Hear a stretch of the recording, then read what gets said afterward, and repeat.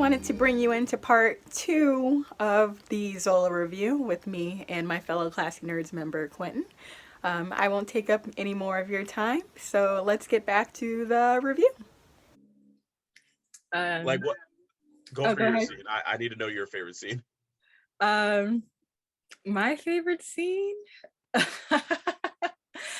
I think you know me well enough. I'm going to steal a line from Jesus and Mero. I think you know my sucio-ness enough to know. I'm going to say I know which one you're about working to say. scenes. Yes. I'm going to say those were my favorite scenes because they just take me back to my Lars von Trier and Nymphomaniac days. Okay. And had me dying. So the scene she's talking about is vulgar. It's a lot of sexual acts happen in this scene. But the reason why both me and her agree that this is a great scene is because of how well it's shot. And you can take away from like the amount of stills and the ambiance they use to show these scenes. And as much as you're like, oh dude, ew, you're also gonna be like, wow, like, did they have to use this kind of like camera work and like Licos and lighting for this? Like, excellent, top tier. But continue on that. Absolutely. This is making me think of the time we went to see Magic Mike, and we went in to see Magic Mike with the expectation of laughing at a stripper movie. And when we watched Magic Mike and we sat down and actually watched it and paid attention to the cinematography and the lighting and the dialogue and the character development, we were like, oh my God, this is a great movie. So this movie a lot reminded me of our experience with Magic Mike, as far as us going in thinking we were going to get some kind of comical slapstick sort of movie, but we got a solid script, we got solid directing, we got a solid color palette, just so much detail that was solid. And I don't think anyone else could have done it better than A24, like you said earlier. But it definitely is a movie that is, you're going to go in thinking one thing, but it will definitely, as it goes along, change your perception and make you invested. Definitely. We can both agree that one of our favorite scenes was the exact ending, and we're not going to spoil that for you, but just know the ending into the credit rolls is easily one of the funniest scenes you'll ever watch in your life. Like, we were in the theater trying to be quiet, and the bellow I let out at the ending scene is like the funniest like situation ever. I remember you at the end of the movie going, what did I just watch? And the guy turned around and was like, yeah, same here. That was so good. I did think of this. I had to write this question down for you, actually. Okay. Because I don't know about you, but when the Zola story was introduced to me, it was spread to me throughout the Black Twitter community, or the people of color community, if you want to say. Yeah. That's how I discovered it. And when I tried to explain the story to, for lack of a better term, my people who weren't people of color, or my white friends, they didn't quite understand it. But I feel like as 5 or 6 years has come around, and the way that we've seen the culture change as far as representation goes, I think this movie is really important. And one of the things I wanted to ask you was, because I feel like this movie is going to transcend, one of the things I wanted to ask you that I wrote down was, for a movie like Zola, which was a film based off of tweets from a Black woman showcasing Black culture on a major platform like Twitter, to where a highly anticipated movie was created because of her tweets, how do you feel about what this movie has done to you, and how do you think it will impact mainstream culture? I am strongly on the front of like sex workers getting respect for what they deserve in their craft. And this is one of those movies that should be eye-opening for that. And I know I touched on that, but I'll go into more detail about it. I have so many friends that do OnlyFans or strippers, and even friends that have completely given up normal jobs because they're making so much money doing sex work, especially in the day and age we're at. And as a black man who has seen this culture like firsthand, like it gives away so many little tidbits and conversations that people need to have with one another in regards to sex work culture. Now, it shouldn't be a racial thing, but this movie puts into perspective how easily, easily swayed like different cultures can be within that community. Because the whole point is that Stephanie, the girl that talks Zola into going on this trip, is like stereotype like ratchet Offensive. white girl. Huh? Offensive.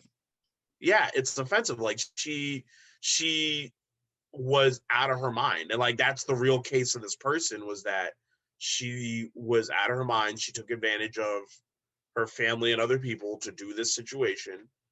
And like the real case, like when you look up the real case, like it's on Variety, all the other big news sources, like it they elaborate that like this woman has came for Zola legally in the past few years of defamation of character, even though she got found guilty of like all of the things that happened in this movie, on a legal scale.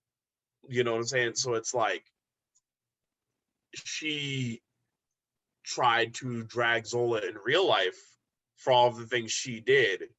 And when you watch the movie, it all puts it all in perspective, like how wild she tries to drag this person into it. And it, on a race scale, looks awful, like awful. Like she tries to play it off everything. Even with other characters in the movie, it is a mess. But like that's real deal things that people need to talk about and have dialogue about, especially in the sex worker community and sex workers of color community, because things like this can happen. They're very real. This is based off of a real story, and people need to put in perspective how real situations like this can begin. Absolutely. Because, like I said, 5 years ago, when I tried to explain this and show this to other people, they looked at me like I was crazy. Because at the time, Exactly. it was such an unbelievable thing and such something that wasn't easy to comprehend. Yeah. And like I said, I feel like over these 5 years, where representation has grown, not just racially, but for sex workers too in general. Yeah. I think that this is a picture that will open up a lot of eyes, Yeah. and make people see and want to start having those conversations. So as funny as Zola is, there is definitely that underlying theme of this is a scary situation and it is very real. And these are things that you need to be aware of. Yes. I've described it as like, as much as we laugh, as much as these situations are dark and messy, the only comedy is that they're messy and they're shock value, it's shock culture. But the reality of it is that this is a scary, almost sex trafficking situation that Zola gets put into. And like that's what makes this movie so, oh my god, is like her surviving this tale and telling it, but telling it her way and telling about how raw it is. And she talks about how it was funny when she put the tweets out, but now she realizes that she wants to speak out against sex trafficking. And like she, as much as she's still like, I think she still dances like the real Zola, I think she still dances and all I that. think so. I'm not sure, Yeah. but I think so. But the real Zola, she talks about how her main thing is, even though she's still a dancer and she's considered like a writer now, she explains that she does these things out of activism against like sex trafficking and like taking care of people like this. And like what makes the movie so detailed is like, I love these movies, especially when they talk about like stripper culture and things like that. Like there's a scene where they're doing like a prayer in the middle for strippers. And I've been in stripper locker rooms. Like that's a real thing. Like they give each other strength to be together, to make money, to take care of each other, to protect each other. And the concept is that Zola puts her trust in someone who's not protecting her from the forces that are there in the sex worker community. And like that's a big driving point that I think does need to be put across in this movie. Absolutely. Yeah. So if you were to have a rating system, if we created a rating system on the Classy Nerds. We need to work on that. I feel like me and you should have different rating systems, because to clarify, audience, I watch bad movies and I will find art in bad movies. So I can recommend y'all a movie that I think is hilariously great and y'all will be like, that was ass.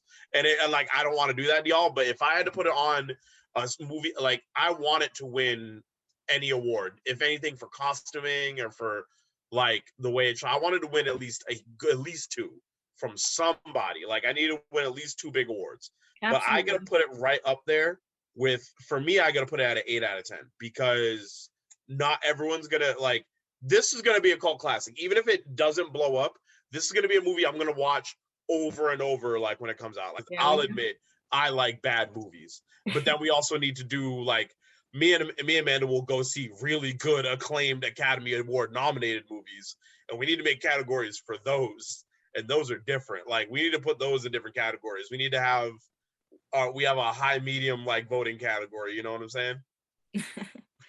I love bad movies. That's my effing problem. Yeah, like, we love bad movies. So it's like, we got to really sit there and write these out. I would agree with you on that. I'd say an 8 out of 10 as well. I have to admit, I'm going to go see it again this weekend because I need it. There's just so much more that I want to look into. But this was awesome. So at the end of the day, we just wanted to tell you guys at home to definitely go to the movie theater, wear your mask while you do it. Wear your mask. And check out the Zola movie that is in theaters right now, because it is phenomenal. It will open your eyes. It will make you laugh. It will make you feel all types of feelings. And Quentin, do you have anything else to say? Honestly, like, do not be afraid to laugh at some of the situations. Like, that's my main thing with everything. Like, I know I have dark humor, but do not be afraid to laugh at some of the situations in this movie. Like, as dark as this movie is from, like, beginning to end, there are some messy parts that had us crying hard tears, laughing in the theater because of how messy they were. So do not be afraid to laugh at some of the situations in this movie. Absolutely. Let yourself laugh, because at the end of the day, they were trying to pull some comedy strings there. Yeah. And one thing that, before we end this, one thing I do want to explain that, like, a lot of people are not gonna, like, read, because I felt like this is what makes this movie very one of a kind. It's written like the tweets. We didn't touch on it's written like the tweets. Like, if you know the Zola story, you see, like, every timeline is written like Apple time, like the Apple time. You know what I'm saying? Like, everything kind of sounds like it's being typed. Like, every big deep situation, the narration is written like her tweets. So I feel like if we're going into the era of making Twitter movies, like, I want to see more of that. And, like, that's one thing that makes this movie so unique, is that if you know the whole Twitter story from how it was written on Twitter, as well as, like, how it was, like, rested, like, that's what's going to make this movie so good.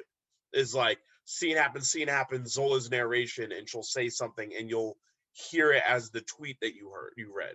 And that's what makes this movie so unique. So I realized we didn't touch on that, so I did want to bring that up.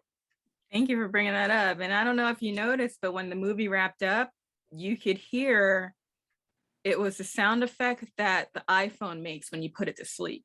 Yes, you did point that out to me in the theater, and I thought that was the coolest thing in the world. That's how you knew the movie was over.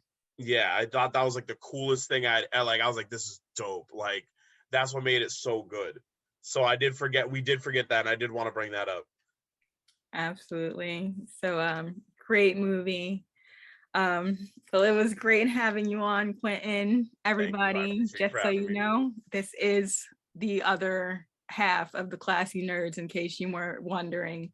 So we probably will be doing more of these in the future. Thanks for giving us your time to listen to what we had to say and take our opinions in.